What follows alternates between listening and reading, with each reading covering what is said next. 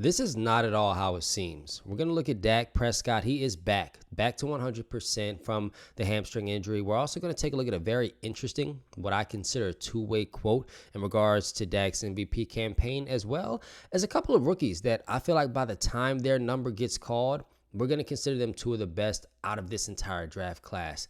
Welcome back to Cowboys Digest. My name is Tyree Allison. We appreciate you checking in. Really quick, before we get started, we did notice 88% of you watching are not subscribed.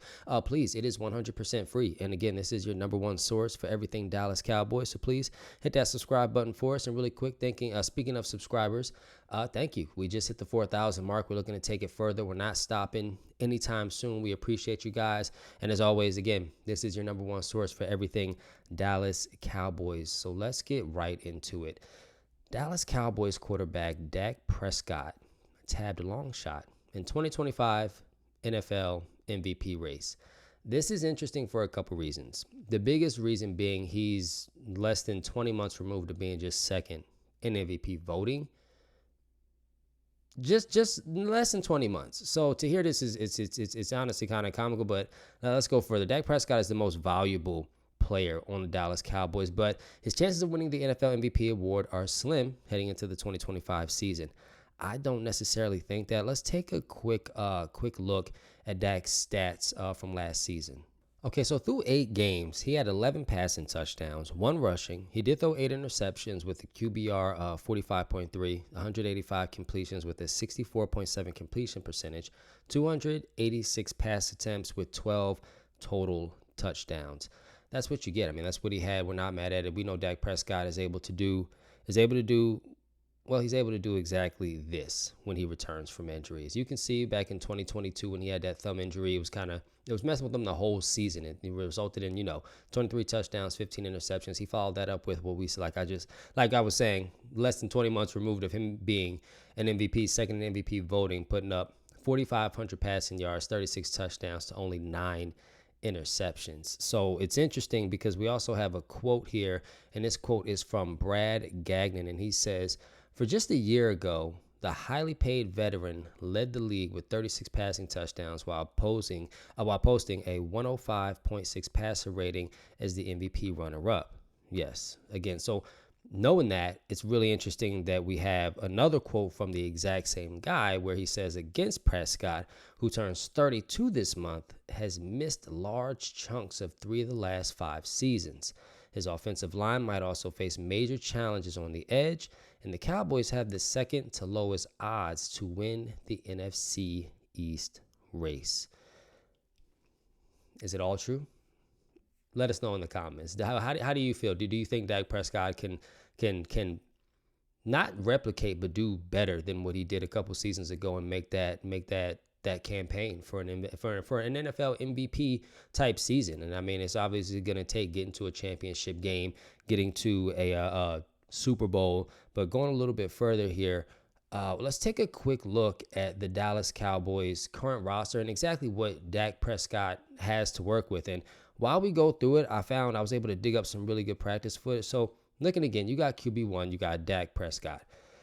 He's going to be the starter. For some reason, he's still questionable, but he's going to be the starter. Okay, running back, it is Javonte Williams for now. We do have our speculations. We believe it'll be Jaden Blue by the time we get to like week 11, or maybe even shorter. I don't know why I said week 11. More like week 5. Week 5, week 6. Wide receiver, CeeDee Lamb, of course, George Pickens, and Jalen Tolbert. That's your 1, 2, and 3. Tight end, Jake Ferguson. Fullback, we got Hunter Lukey. And, of course, the offensive line is brand new, revamped. Now, all of a sudden, one of the youngest offensive lines, Tyler Guyton, Tyler Smith, Cooper Beebe, Tyler Booker, and Terrence Steele.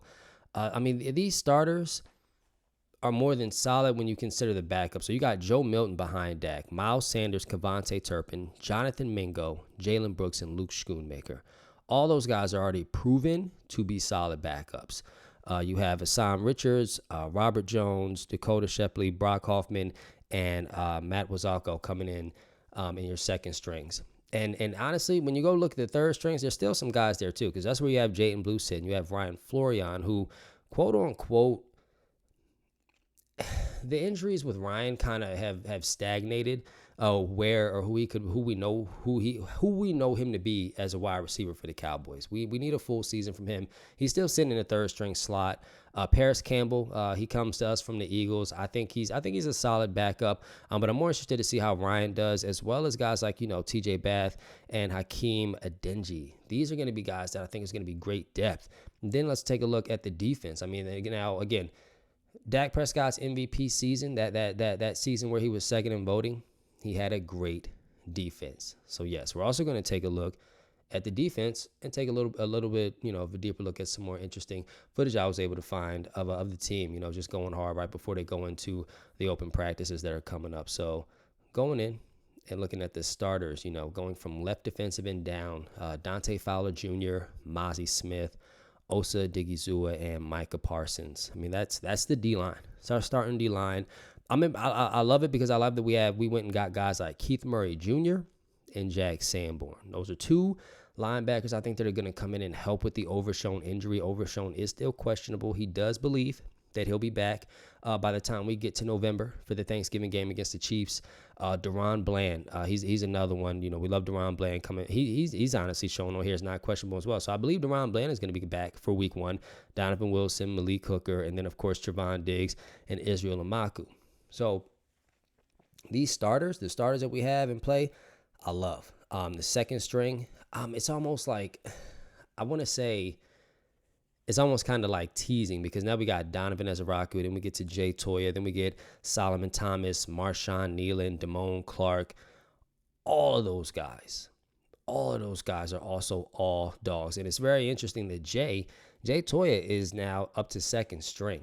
I mean, to me, I think Jay is going to be kind of like our future potential Vita Vea. I mean, he has that. He's shown it. I truly believe it. And looking up, coming up in July here, when we're still only on the 6th today, but coming up, on the 20th, we're going to start to hit the arrival in Oxnard, the open practices. That's where, for Cowboys Nation, for us, one of the most important things is it's injury. We want our team to be healthy. Coming into this season, I mean, we're given a couple of injuries to the backfield.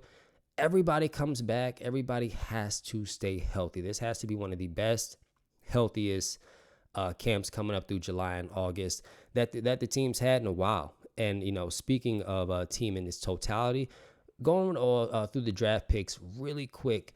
Again, there's two guys I want to talk about that I feel like stand it out. Like they're super standout guys. The first guy is a Johnny Cornelius, because I love Terrence Steele. I love his durability above all, but I want better pass blocking for Dak. He needs better pass blocking. So when I say that, I also got a little footage of him here. Just take a look. He's very vice grippy. Everything, his movement, the way he gets off, the way he gets to the second man, the way he drives him. I believe we will rewind this one back. I mean, get a look. Take a look at the drive. Just the space he's making for the running back. I mean, when was the last time that the Dallas Cowboys pulled off a significant 20, 30-yard run going up the right side? The left side has always been more secure because we had Tyler Smith over there, and he's been, one of the top guards in the league since he's been here. But when you look at this guy, I think he's without question going to be, when his number gets called, he's going to be one of the top future right tackles in the league. And I don't think it'll even be close. I think his step is great. He doesn't let anybody get close. I mean, he moves off the ball phenomenally. Watch this one here. Take a look at his step. You can't get by him. You just can't. He's one of my sleeper picks for us in the draft. And one of my other guys is, of course, who I mentioned, Jay Toya. I believe he's going to be our Vita Vea. Like, there's no two ways about it. I think, like, when we're talking run stuffers, we thought Mozzie Smith was going to be that guy.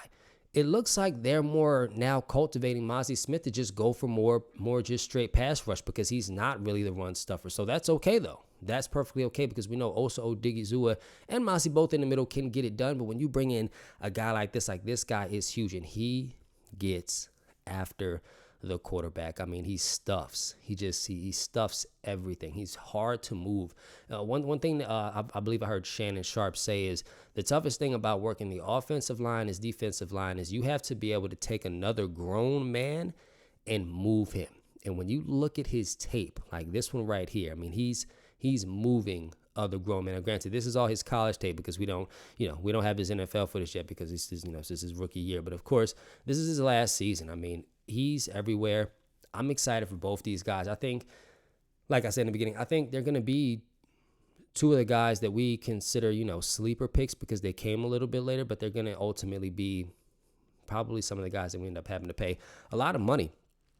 And you love that because, again, I've said it before, if it's one thing that's a great problem is drafting well and having to pay a bunch of guys. You love it. It's a great problem. But listen, I appreciate you guys checking in. This has been another episode of Cowboys Digest. We appreciate you, and we'll see you next time.